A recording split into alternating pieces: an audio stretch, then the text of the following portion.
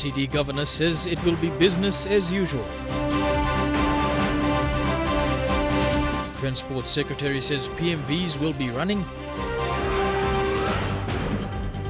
And an extra busy day for City Police.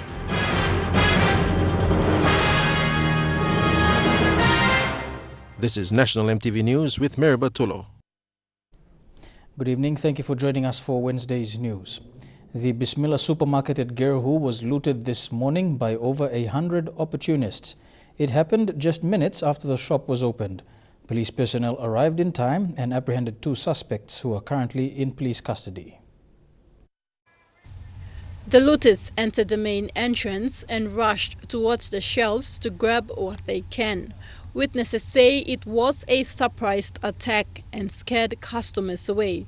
The youths from around Geru walked in numbers right into the shop and ransacked the building. They broke into the glasses, stole mobile phone, computers. The shop managers could not give an estimate of how much goods were removed, but say the opportunists were mainly targeting electronic goods. One opportunist left the shop with cuts to his right arm. Injuries he sustained after he broke this glass counter to access mobile phones and other items. Soon after the shop was looted, police rushed to the scene but were only able to apprehend 2 suspects. Turi says the attack was not done by criminals but opportunists who took advantage of the rumors of a protest in Port Moresby. These are the people who are going to cause problems. They don't care what's happening in Parliament or the government or what's happening with the economy. All they do is just cause destruction for their own benefit. But while police will be monitoring the Geru area for any such attacks, Turi says NCD police cannot monitor the entire city and ask the public to refrain from causing trouble. We cannot control the city with this type of attitude. Okay, if a major protest is out in Unagi Oval now, we don't know what's happening down at Badili, Gorens, Waigeni, Hola. Thakla Gunga, National MTV News. Port Moresby police have apprehended 5 suspects in relation to an armed robbery at Daikoku, a Japanese steakhouse at Harbour City. The incident happened 2 hours after the looting at the Gerhu Bismillah supermarket. Witnesses say 6 men were involved, but information reaching MTV News says only 5 were apprehended by police. Witnesses say the suspects entered the Japanese steakhouse with homemade guns and took money, including valuables, from the customers inside Daikoku. Acting on a tip-off, police followed the 3 suspects to Hohola and apprehended them just outside Harrods supermarket as they were trying to make a getaway. The 4th man was apprehended by security guards and handed over to police for questioning. All 5 are now detained at the Boroko police station. MTV News was not able to get comments from Daikoku management, who provided statements to police. NCD Metropolitan Superintendent Ben Turi earlier today warned opportunists not to cause trouble, as police will be patrolling the city to ensure law and order is maintained. Turi says those caught causing problem will be arrested and charged accordingly. Thakla Gunga, National MTV News. National Capital District Governor Poes Parkop today made it clear that operations in NCD will be normal. This comes after notices on social media by the coalition of civil society group calling for a shutdown in the city until the Prime Minister steps down. Governor Parkop said that police will be out to ensure public safety tomorrow. Governor Parkop today at a news conference assured that normalcy in the city will continue, and he has spoken with Metropolitan Superintendent Ben Turi to assure that police will be present in the city. That all steps are being taken to ensure that social, economic, and our normalcy in the city is as normal as possible tomorrow. I have met with the Metropolitan Superintendent and his officers, and they are given the assurance that in terms of policing in the city, whatever action they have to take, they are on standby to make sure that the city proceeds as normal as possible. He said if a situation was to arise tomorrow in the city, strict measures will be taken to assure public safety. PACOP called on the coalition of civil society to be responsible for any unlawful actions taken by the public. We have the capacity in the city to ensure that the city is as normal as possible, is functioning as normal as possible, business as normal as possible, the schools, children goes to school. So all steps are being undertaken to do that. There are political demands that are being made.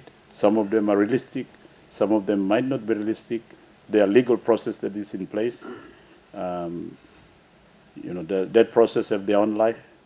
And our people should learn to allow the legal process to take its course. But of course, they have their freedom and their right to express their political opinion. PACOP said the same group that has been posting on social media has written to the Peace and Good Order Committee requesting for a public forum on Sunday. He said it will be allowed but not at the Unagi Oval as requested. Down at the open outside ground at Sabet Mari Stadium, which is on the freeway, but it's still okay. It's manageable. Or the Metropolitan Superintendent suggested that they can have a forum out there together with the sport arena. That land belongs to NCDC, and I've agreed that if the organizers want to have the forum there, they can have the forum there. I will be happy to attend if I'm in the city. Governor Powers PACOP said he will confirm the exact location of the public forum later this week. Melissa Gaviro, National EMTV News. Transport and Infrastructure Secretary Roy Mumu and Acting Chief Executive Officer of Road Traffic Authority Nelson Terma also assured the public that transport services will be normal tomorrow. The authorities held an urgent meeting this morning with PMV Association and public transport industry representatives and have agreed that there will be no strike for PMVs and taxis. Meanwhile, Mr. Terma said the security of these operators will be provided. He warned if opportunists try to cause damage to PMV buses and taxis, they will be dealt with by the law. It's not threat to the buses and the taxis. They have to perform their normal duties because it is a service that they're providing to the general public in the city. So we cannot deny their rights. So all taxis and the bus operators have to perform their normal duties tomorrow. Schools throughout the country will remain open for classes tomorrow. Acting Education Secretary Dr. Uke Kombra made this statement today. He says unless a notice is circulated by police, then the Education Department will declare a stop work notice. The turn of events in the nation's capital has left the public in doubt about the operation of schools, the transport sector and the business sector. This morning, the Acting Education Secretary Dr. Uke Kombra maintained that schools throughout the country will remain open for students to attend classes. We must remain open and we must allow for normal classes to remain so that students continue to get education. Dr. Kombra has, however, allowed teachers to exercise their constitutional rights if they want to protest but must be aware of repercussions. Dr. Kombra called on teachers to be vigilant and continue their duties in providing education services. That if teachers would like to take an industrial action, there are due process that they have to follow to go on strike or protest. Schools in the nation's capital are alert after the widespread rumors of a total shutdown and no work for public for a planned protest tomorrow. In an off-camera interview, most schools in NCD say teachers and students will not predict what actions to take, but will observe the actions of the public comes tomorrow. Jack Lapava Jr., National EMTV News. At around 5 o'clock this morning, police removed the New Guinea Islands flags and the canvas from the Highlands Regional Block at the University of Papua New Guinea. They also told the Mamase groups to remove their flags as well as the flags from the New Guinea Islands that were taken down by police earlier. However, students say they still remain in their regional groups. They also want to brush aside rumors on social media that the flags were burnt. A forum supposed to be held at 10 a.m. today has been postponed to tomorrow. This afternoon, UPNG students confirmed they will hand over their petition to NCD Governor Powes Pakop. Student Representative Council President Kenneth Rappa told MTV that the students have agreed to hand over the petition. He said after the petition is handed over, 24 hours will be given for a response from the Prime Minister. Pakop today at a news conference said he was willing to facilitate the receiving of the petition and handing it over to the Prime Minister Peter O'Neill. I am on standby to see if the students will agree for me to go and get their petition. Perhaps being the governor in the city, the MP in the city, I'm ready to do that. I've not been authorized by the Prime Minister or anyone to go and intervene in this respect. I'm just offering myself as a responsible national leader who is here, governor of our city, could do what I can to perhaps diffuse the situation. Later this afternoon, he went to UPNG with the member for Port Moresby North East, Nlabi Amayu, to tell the students that he was willing to receive the petition.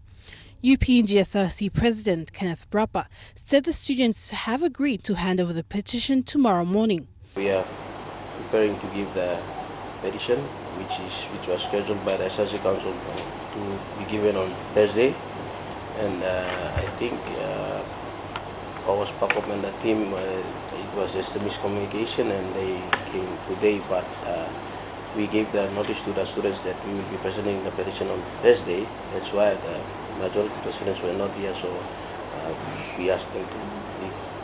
That's what happened today.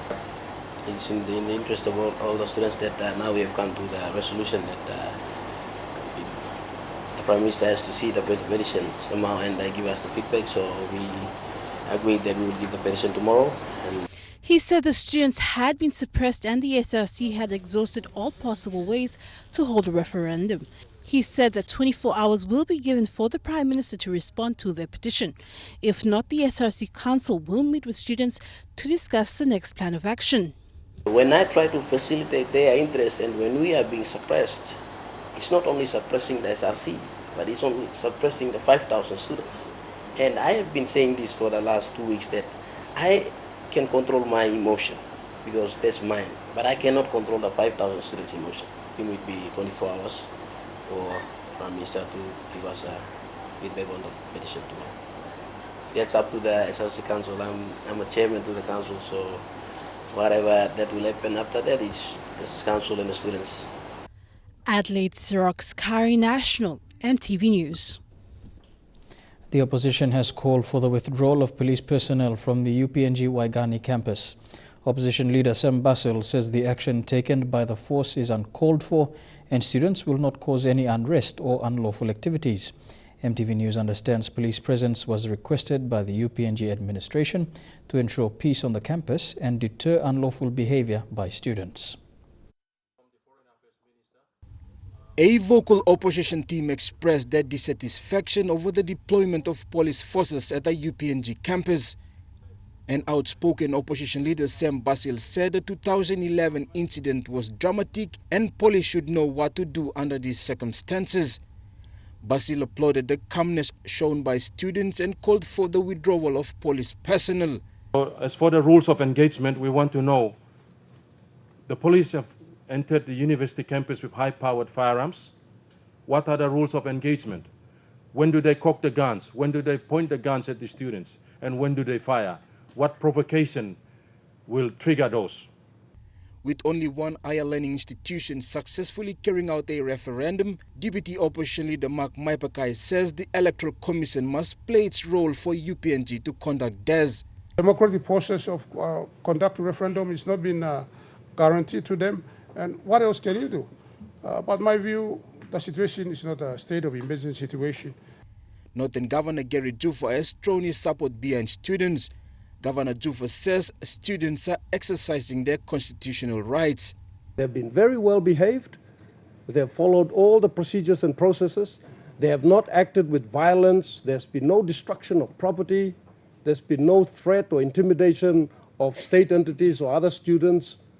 Everything has been done in a very reasonable, very mature manner, and I would like to commend the students for that.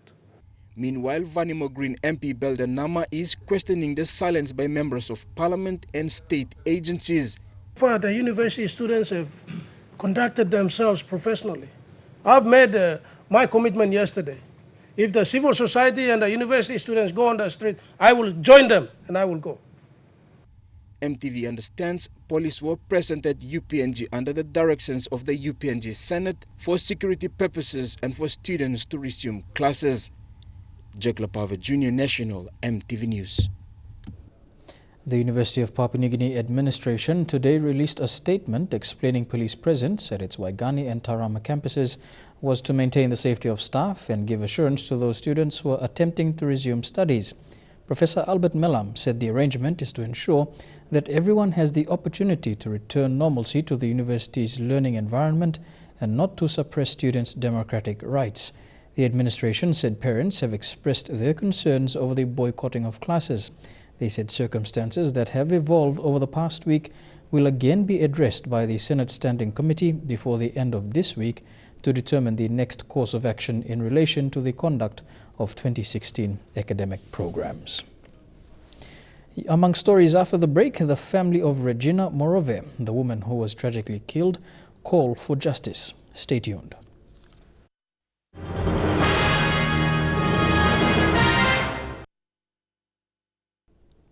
Welcome back to National MTV News.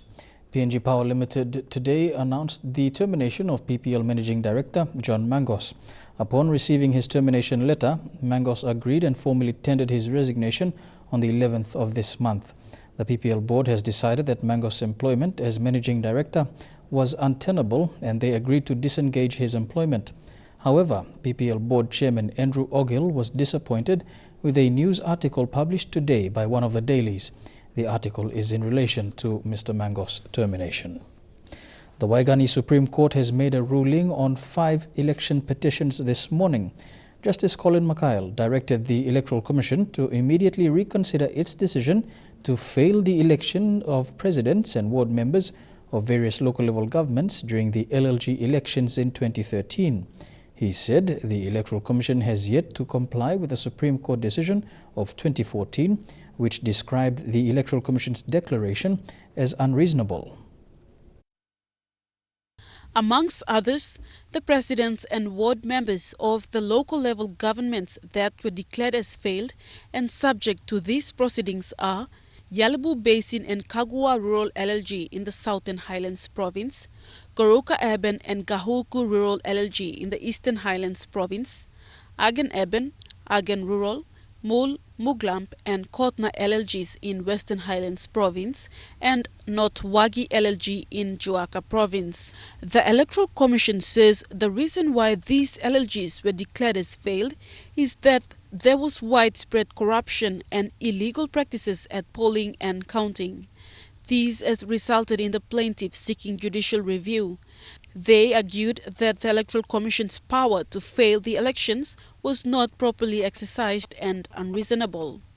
Justice Colin reiterated the Supreme Court decision on the same proceeding in 2014 that the Electoral Commission's decision to fail the local level governments was blanket or lump, describing it as an unreasonable exercise of power.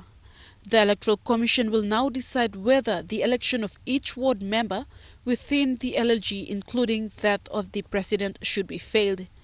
Basenata Yama, National MTV News. Lands and Physical Planning Minister Benny Allen says the government will impose hefty fees on illegal squatters occupying state land. He says most of the settlements are established on land that were obtained through illegal deals. The minister said the old Land Act will be reviewed and amended, and those who found to be illegitimate settlers under this new land law will be punished. In the last 10 years, there's been a steady growth in the number of illegal settlements established in major towns and cities in the country. Most of these settlements were results of illegal land dealings. For the Lands and Physical Planning Minister Benny Allen and his department, it hasn't been an easy task to deal with a rich mix of ethnicities living in settlements in big cities. All over the country, in towns and cities, we have people squatting on state land. It's making it very difficult for development to take place, or even the lands department to grant titles, and those who are given titles cannot develop the land because someone is already on that land. It's a move taken by the Lands Department to make way for urban developments that are happening in major towns and cities, and the department may already have a huge task ahead. First, they will look at pulling together different sets of landowner groups, gather their views and rewrite new land laws, and those whose status don't comply with the new law will be punished. There must be penalties for anyone who squats on state land, so that if they are found to be on state land or squatting on state land, they must be penalized. It's a collective effort from the Lands Department and the landowners in the country to retain land to the rightful custodians. It's good for the country. We cannot continue to complain and make negative comments on how we administer land. It's a move that has left many skeptical, as in recent years, numerous moves taken by the government to evict illegal settlements in major towns and cities have achieved little results. Edwin Fidelis, National MTV News, Kokopo. The Morobe Provincial Education Board is taking measures to address the ongoing disciplinary issues that are affecting schools. They have partnered with a Lutheran church and had conducted 3 weeks counselor training for teachers. Provincial Education Advisor Keith Jiram said this is to help schools address individual students with their disciplinary problems. The new strategy is for the Provincial Education Board to identify positions in primary and secondary schools. These positions are for school counsellors. They want the Teachers Service Commission to recognize these positions. We want to deal with the discipline issue right at the school individually. So we have the counseling officers there. Another approach is to form a provincial schools working committee. Once formed, the working committee will work on a uniform rule for Morobe schools to follow to address disciplinary problems. The working committee will start working on the rules once it is approved by the Provincial Education Board on the 27th of this month. To govern the operations of all the schools across the province with a uniform school rule. This new approach is to address the disciplinary problem, in particular the school fights and the ill behavior by drunken students. Lay City schools are known for ongoing school fights. These fights claimed 3 students in the last 3 years. Just last month, a clash in the Makam district of Morobe province that claimed 10 lives was triggered by the actions of 5 intoxicated Makam Valley High School students. Mata Luis, National MTV News, Ley. The family of a woman slain over the weekend in Port Moresby have described her death as a tragic loss, leaving them devastated.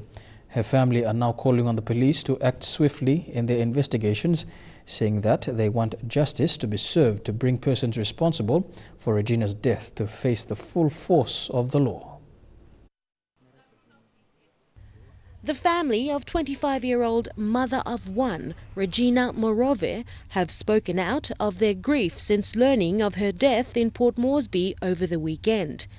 Regina, at the time of her death, was an auditor with KPMG and was last seen alive by her parents the weekend prior to her death, when she joined them in Cairns to celebrate Mother's Day.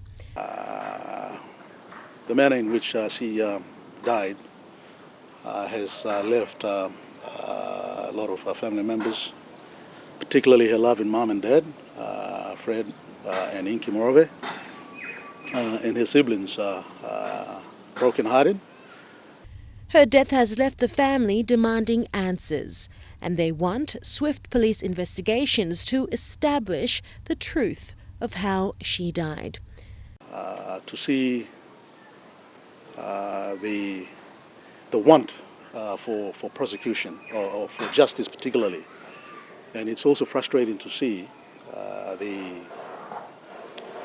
the feel of absence for justice and respect. As far as the police are concerned, we will allow them to go on with the investigations. And as you and I are aware, there is an outcome to every investigations. but we are looking forward to the outcomes from those investigations. Just as much as we respect the justice system in this country, I think in all fairness to the families who are now grieving, who was mourning the loss of a loved one, that some justice must seem to be done. We just want the truth to come out. We just want justice to be brought. You know, that's all we want. City police hierarchy are aware of the incident and have confirmed investigations by homicide detectives. They have advised us that they have carried out the investigation. They've gone to the crime scene.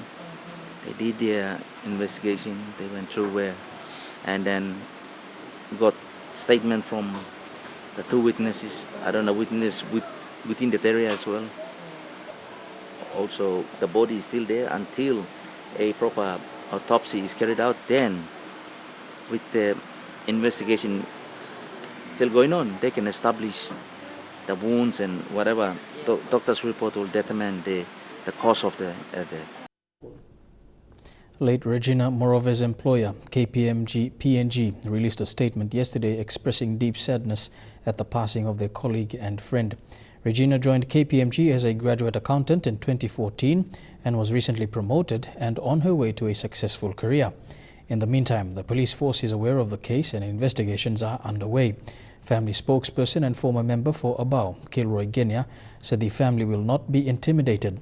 Mr. Genia called on the police hierarchy to ensure investigations surrounding the death of Regina are thoroughly conducted and the matter brought to a closure. So I call on the police commissioner and the homicide to not only expedite the investigations, but make sure that justice must be seen to be done so that there is some peace restored in our family. Justice must be seen to be done so that there is confidence in our people, amongst our citizens, that yes, the people that we entrust our lives with are doing their jobs. And now a look at the finance news. The Kina opened unchanged at 0.3160 US dollars in the interbank market. At Bank South Pacific, your Kina was buying 0.3085 US dollars, 0.4184 Australian dollars, 0.2697 euro, and 33.41 Japanese yen. Looking at commodity prices at New York close, gold, coffee and cocoa closed lower, while copper closed the day unchanged. Palm oil, crude oil and copper closed the day higher. And on the stock markets, the Dow Jones closed at 180 points lower, the ASX closed 37 points lower, and the All Ordinaries closed 36 points lower. National EMTV News continues after the break. Stay with us.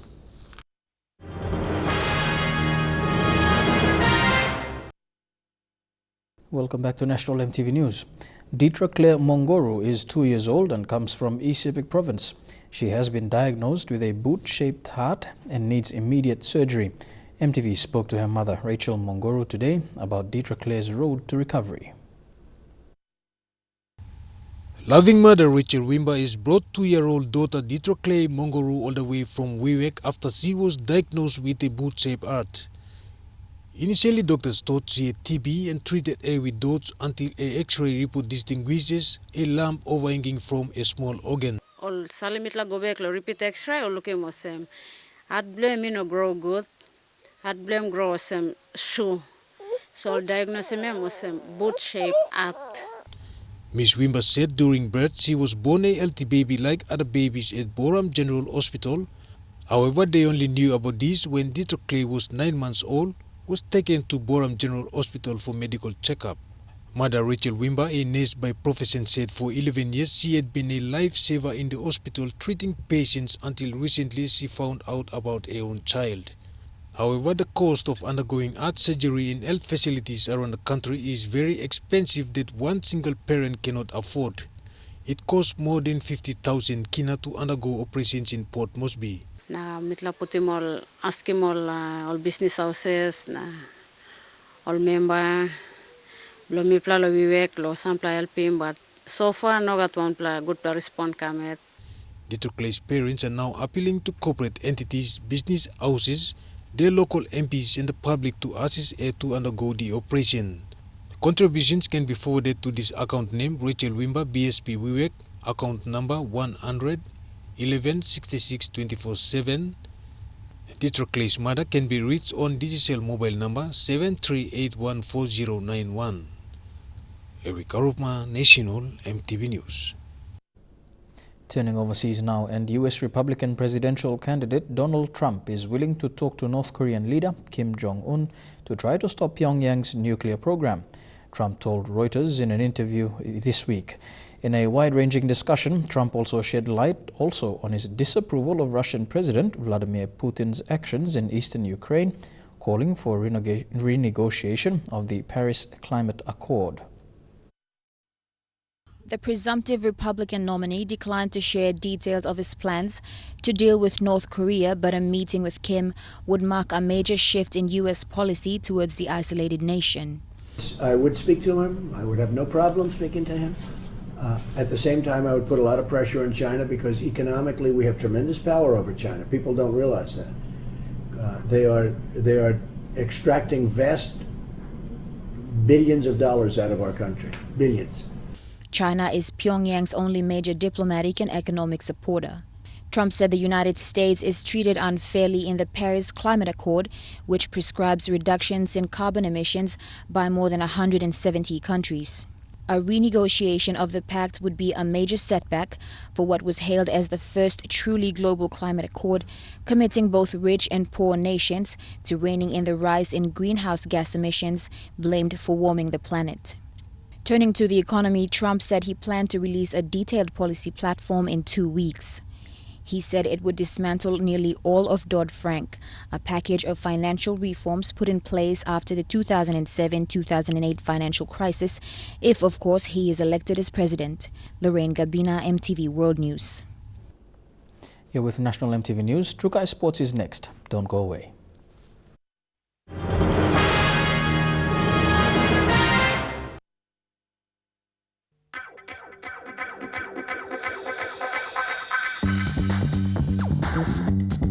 Trukai Sports.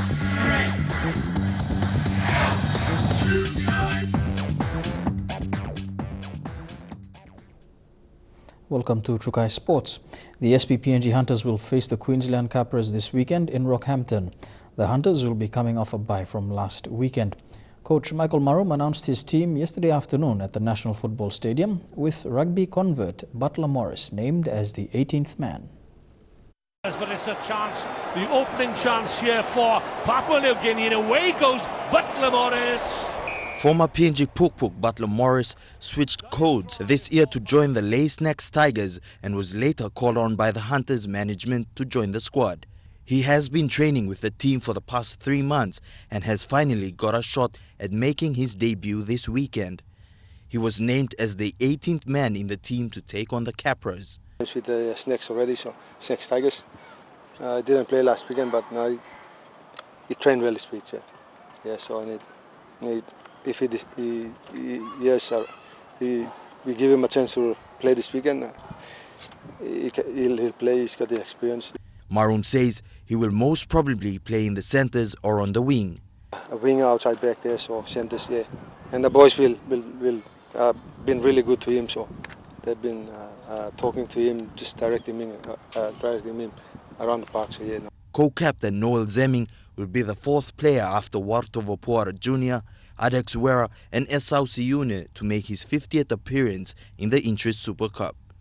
The team leaves Port Moresby on Friday for Brisbane before travelling to Rockhampton for the match on Sunday. Elijah Levet, National MTV Sports.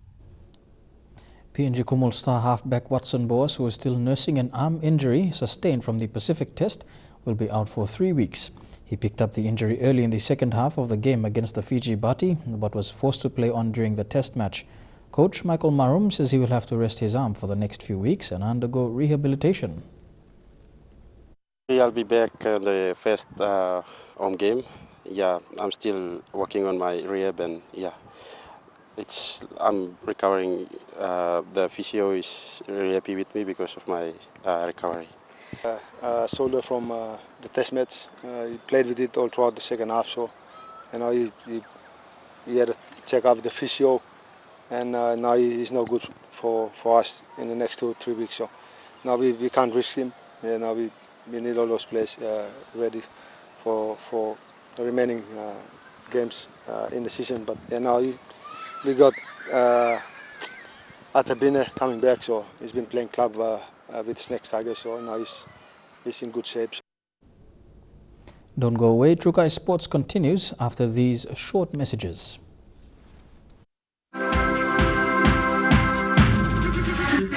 Trukai Sports. Welcome to Trukai Sports. Port Moresby Darts Association is now into its 9th round of competition with 44 teams involved. This competition started in March and will see its grand final in November. The association is hopeful of putting together a team for the upcoming PNG Games. Being the biggest dart competition in the country so far and the current national darts champion as of last year, the Port Moresby Darts Association is keen to represent NCD in the PNG Games. Port Moresby Darts Association Vice President Danny Raka expressed this interest last week at the Round 9 competition. The City Hall as well, we've got the PNG Games coming on. And when it comes to darts, we ask if you can probably look at Port Moresby Darts Association as well, because we're the current national champions. We won the championships last year. Teams in the likes of Poro Elites, Taurawan, Poribada and the New Chorus Saints are hitting in the competition. Raka said there is a walkaway prize of 5,000 kina and a shield at the end of this competition. Want to win? Give us the choice. Bring you a star. He said it would be a plus for NCDC to consider Port Moresby Darts for the PNG Games as the association is confident of performing. Heading into round 10 of competition next weekend, it will get interesting as 44 teams continue to vie for the top spot. Dini Rose Trico, National EMTV Sports. The International Olympic Committee has said up to 31 athletes could miss the Olympic Games after doping samples from Beijing were retested. This comes after retesting of Sochi 2014 Winter Games samples after allegations of tarnished samples surfaced last week. The U.S. Department of Justice has also opened criminal investigations into Russian doping scandals. 31 athletes from 6 sports could be banned from this year's Rio de Janeiro Olympics after 454 doping samples from the 2008 Beijing Olympics were retested by the International Olympic Committee. In an effort to crack down on cheats during the Olympics, the IOC said those found to have tested positive for banned substances would not be competing in Rio. A U.S. probe reportedly covers athletes, coaches, anti-doping authorities who might have benefited unfairly from a doping regime and had connections to the U.S. The U.S. Justice Department has opened an investigation into state-sponsored doping by Russian athletes.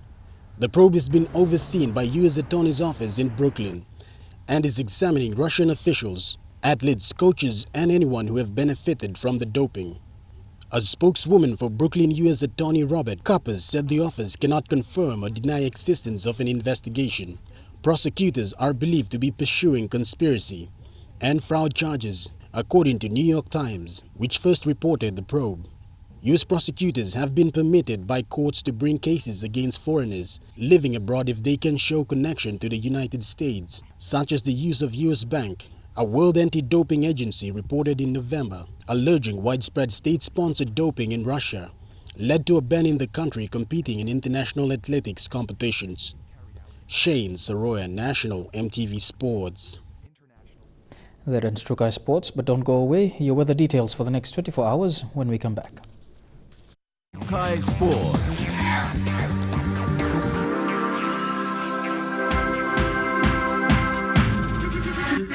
Trukai Sports.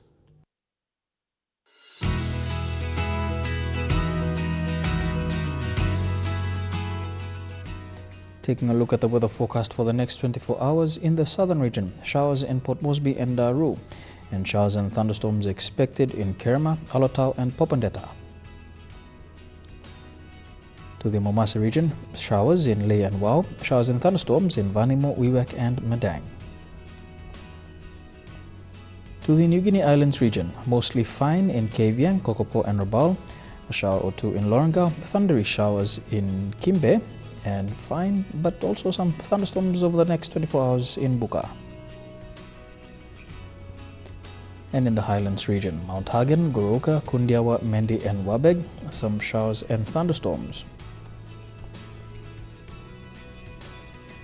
A look at the forecast for small ships for the next 24 hours. Waters of southern PNG Indonesian border through Torres Strait and Daru to Kiwai Island, to Kerma, Yule Island, to Hood Point to Samarai Island, seas 0.5 to 1.5 meters. Waters of eastern and western Milne Bay Islands, seas 0.7 to 2 meters. Waters of Samarai Island to Cape Vogel to Finchafen, with waters of Finchafen through Whittier Strait to Long Island, including CSC, Dampier Strait with waters of Long Island to Medang, Bogia, Wewak, Aitape and Vanimo, and the northern PNG Indonesian border with waters of Manus and its western group of islands, and waters of east-west New Britain and Bougainville, seas 0.5 to 1.3 meters.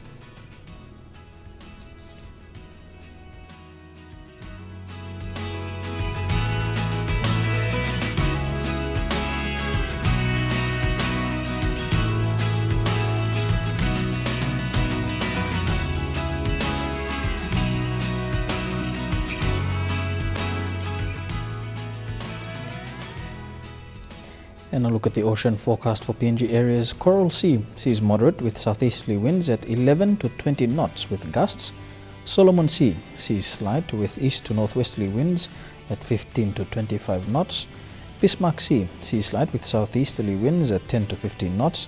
And the Pacific Ocean sees slight with southeast to easterly winds at 10 to 15 knots. Before we go, recapping our main stories for tonight. NCD Governor Poes Pakop says it will be business as usual tomorrow. Transport Secretary says PMVs will be running, and an extra busy day for City Police today. And that has been the news, sports and weather for today, Wednesday, the 18th of May 2016. On behalf of the news team, I'm Merabatulo. Pleasant viewing. Good night.